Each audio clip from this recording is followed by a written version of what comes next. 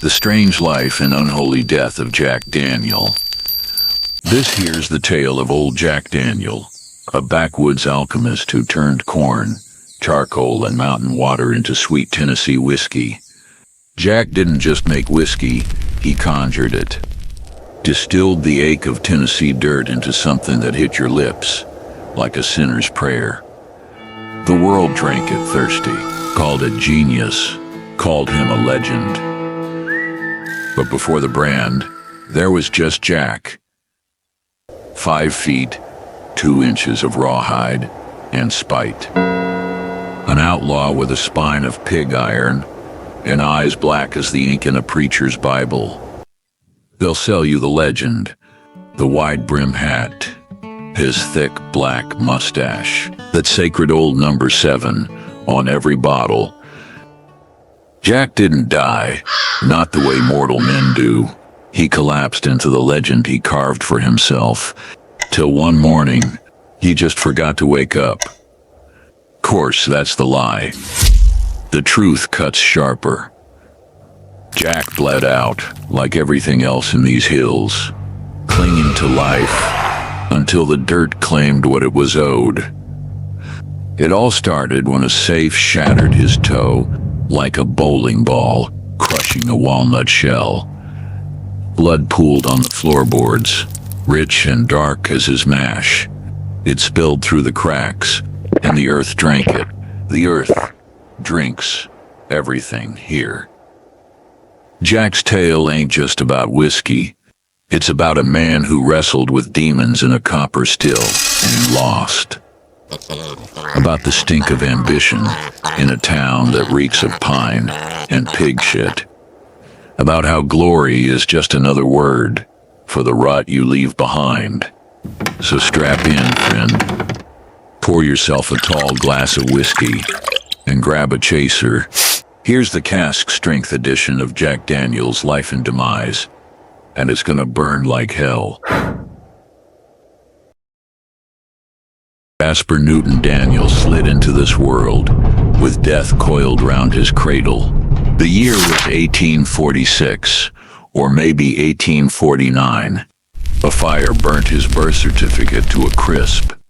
His mama, Lucinda Daniels, didn't stick around long. She died young, staring at her youngest boy, coal-eyed squalling, already wearing his curse like a baptism. They buried her quick, in ground hard as anvils. His daddy, Calloway, turned to stone that day. Not the type you build with, the kind you find at the bottom of creeks, moss-slick and drowning things. Calloway did what broken men do. He fetched himself a new wife, Matilda Van Zandt, a woman with a heart like a well bucket, rusted and empty. She wore her contempt for Jack like a Sunday bonnet. So Jack took to the woods like a kicked dog, and found kinship in crows and the creek's cold whisper. But Lynchburg don't sit easy in the dirt. Back then, it was a jerkwater town, a boil on the backside of Tennessee, a place where men measured time in empty jars and the slow decay of porch steps. Farm life chewed most men to gristle. On Sundays, fire-eyed preachers roared about hell, while the congregation sipped redemption from hip flasks. Whiskey was kerosene for the furnace inside every hollow-cheeked sinner. Certainly not the easiest place to grow up. In Lynchburg, boys became men when they could take a punch without blinking. Jack, he never blinked, never grew taller than a cornstalk neither. Just coiled up tighter, harder, wore his daddy's silence like a hand-me-down coat. No schoolroom could hold him. No sermon could scare him. He saw everything and trusted nothing, except scars on knuckles and the dirt beneath his boots. Civil War came howling through Lynchburg like a rabid dog. Union gray, Confederate blue. War didn't care. It ate both, shat out their skeletons, and left the land picked cleaner than a buzzard's Sunday supper. Lynchburg shriveled, fields untilled. Church bells tolled so often, regular folks mistook 'em for dinner bells. Only thing fattening up was the graveyard. Soldiers caught young Jack one night, blue bellies with faces like raw dough. They kicked his ribs till he tasted marrow, laughed as his mule bolted, jars smashing like the skulls at Shiloh. Jack lay there, cheek pressed to mud, got up, spat out a tooth, a laugh, a vow, gathered the unbroken jars, walked on. 14 years old and already ancient, saw his brothers, Wiley and Lemuel, vanish into the smoke, ghosts before their bodies quit breathing. Their beds stayed cold, their chairs sat empty. His daddy died from pneumonia. Seeing the farm plundered trampled his spirit, coughed his lungs into a mason jar, died staring at dirt dauber nests clinging to the rafters. When the killing stopped, Lynchburg didn't cheer. It just sagged like a drunk against a saloon wall. Boys came back, what was left of 'em, eyes dead as musket balls. The cursed child of Tennessee clay and blood went looking for a chance to set the whole damn world ablaze. He understood whiskey long before it ever touched his lips.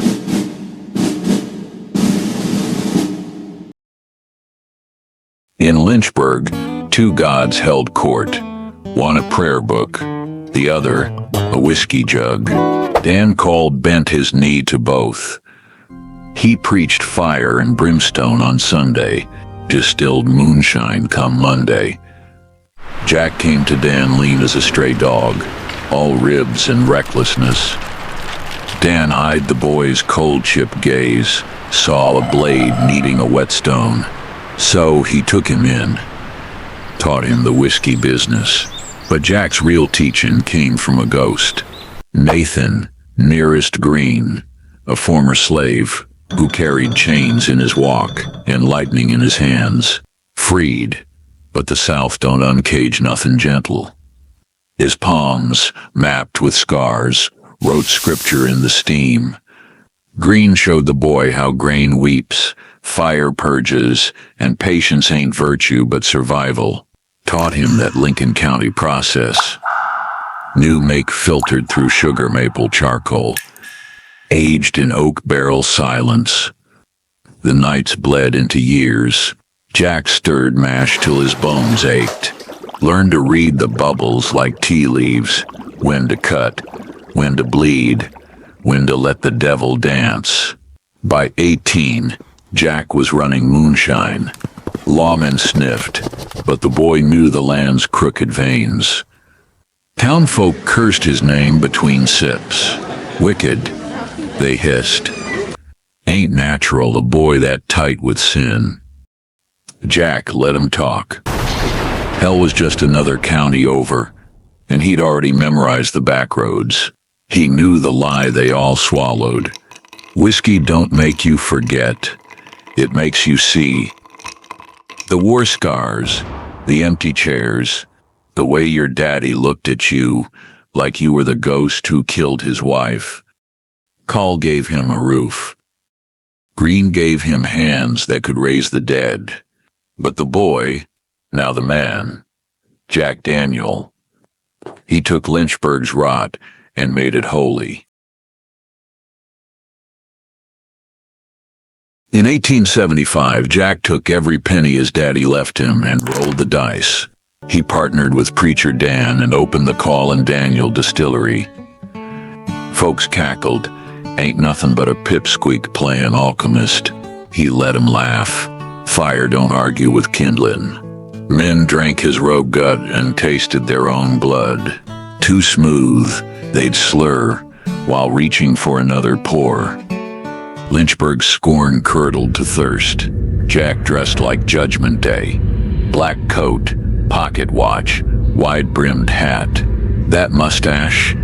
A dare, a challenge, a middle finger stitched to his lip. Let him snicker at his height. Their wives didn't laugh when they whispered his name in the dark. By 25, he wasn't a man. He was a myth. A gnarled weed grown from Tennessee's corpse. His religion was work, charred barrels, sour mash, the sacrament of sweat. From rot he distilled an empire. Salvation came in quarts, not verses. The world drank deep, suckling on his jars like babes. His whiskey jars rode wagons to Memphis, Nashville, hell's own doorstep. Jack cracked a smile, knowing the cruel joke. They were paying to swallow their own ruin.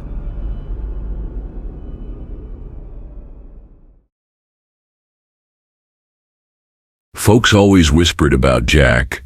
He was a tangle of contradictions, lived alone in a house full of ghosts. No wife, no kids. Town gossips clucked. What about the widow Haggard's red-lipped sighs? The school marm's trembling letters? Jack let him whisper. Legends don't bed down. They haunt. Pride festered in him like a wet weather wound. He could curse a blue streak that blister a sailor's ears. Spat tobacco with sniper's aim. He ran his still house like a battlefield general. Stir slow and you're out. Talk back, you're gone. Workers called him Mr. Jack through gritted teeth and forced grins. He was a perfectionist, insisted on tasting every barrel of whiskey he ever made. Kept his discipline, though. Home was a different story. Drank his creation on the back porch, with ice and sugar, while fireflies drowned in mason jars and cicadas serenaded the night. That watch wound tight as a hangman's noose, reminding him that time was God's one honest currency. But the man had soft spots, built schools for kids he'd never father, paid doctors' bills with silent hands, kept Lynchburg fed through lean winters. Music was his confession. Jack sponsored a brass band, the Silver Cornet Band. Let him blow horns loud enough to wake the dead in the distillery yard. He'd catch a buzz and then lean back on the porch rail, eyes closed, boots tapping. Jack oozed charm when he needed to, could sell butter to a billy goat. He bottled defiance and dared the world to take a swig of pure American audacity. Was a natural marketer too. That black label, dead serious, stark as a coffin lid.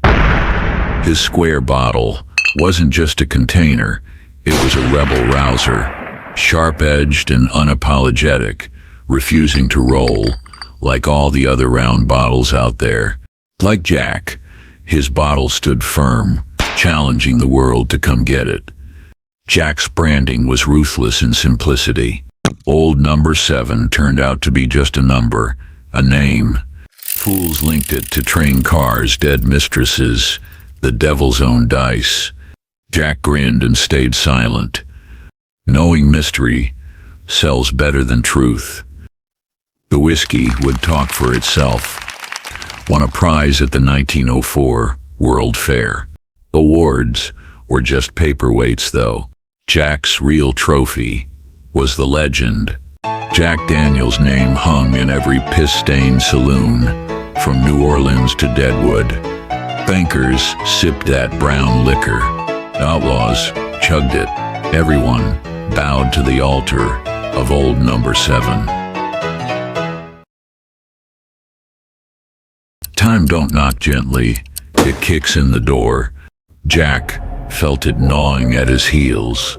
One day, he woke up middle-aged, feeling stiff as a hung man at dawn. Mornings tasted of copper and regret. He'd stare into his glass, hunting for the fire it once held, finding only his own reflection, blurred and brittle.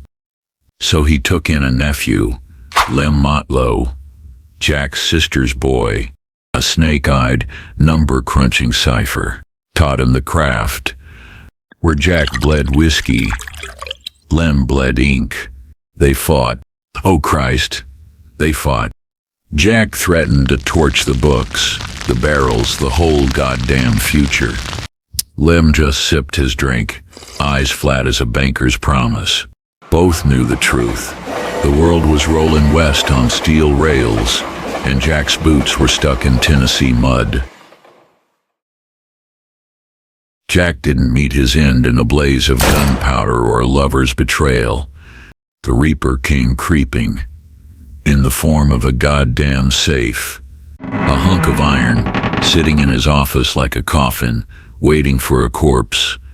One October morn, 1911, mist clung to Lynchburg like a shroud. Jack arrived early, alone, always alone, boot heels echoing off the still house bones. He gave that safe a twist. Nothing. He cursed, kicked it hard enough to split the devil's lip. Toe snapped first. Later, the rot set in. Black, wet, reeking of grave soil. Infection slithered up his leg like copperhead venom. Doctors carved chunks off him, but the poison was already in the blood. Jack faded, slow. The men still stiffened when he passed. Mr. Jack, a title earned in blood and backbreak. Nights he'd sit out back, glass in hand, trapped in the stillness between tick and talk, thinking about Call's sermons, green-scarred hands, truths buried deeper than Lynchburg's roots. The distillery was kin, a bastard family of sweat and smoke. Nearest sons stirred the mash now, their father's ghost in every bubble. Jack never spoke it. Tennessee wasn't ready to swallow that particular pill.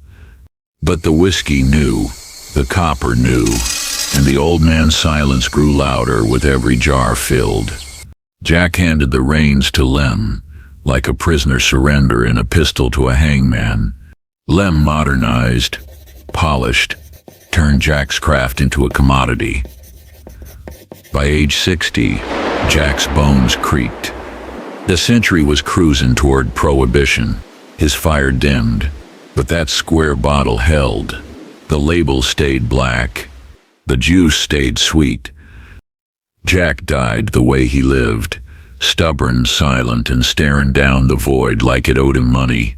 No last words. No whimper. Just the hills outside his window, indifferent as always. Ain't that America? You build an empire, outlast wars and whiskey droughts, and get gutted by a metal box too dumb to know its owner. They buried him in his Sunday black hat, boots, that mustache still sharp enough to slice sin from salvation. Tombstone's just a name and some dates. It should have read, "Here lies Jack, kicked the wrong goddamn thing." Lem ran the empire till his heart gave out. Time went on. The distillery grew, got slick, got rich, got bought and sold by suits in boardrooms who'd never tasted dirt, let alone moonshine whiskey. And Jack's name? Now sold in airport kiosks between Toblerones and cartons of tax-free smokes. Lynchburg's still here, but it ain't here. They'll tell you Jack's ghost walks the racks. Bullshit. Ghosts don't lurk on sanitized dirt. In that safe. Oh, it's still there. Bolted to a podium. Roped off, like a relic. Pilgrims snap selfies, grinning like they're in on the joke. They ain't. Lynchburg's old guard are all bones now. Their great-grandkids work the gift shop, tally and register tapes while Tokyo bankers sip $50 pours of Sinatra Select. The church Jack built still stands, but preachers don't mention him no more. Too busy blessing the traffic. Time did to Jack what Yanks an infection couldn't. It sandblasted the man into a mascot. They sell his hat, his mustache, on t-shirts. His myth, all vacuum sealed and sterile. They say, you die twice. First time's when you take your last breath. Second time's when someone says your name for the very last time. Jack Daniels stuck somewhere in between. A soul trapped in purgatory, half ghost, half logo, wholly gutted of the grit that made him great. But some nights when the tourists flee, when the wind kicks up the stink of wet charcoal and oak, and the moon hangs low, bleach in them square bottles lined up like tombstones, he flickers back,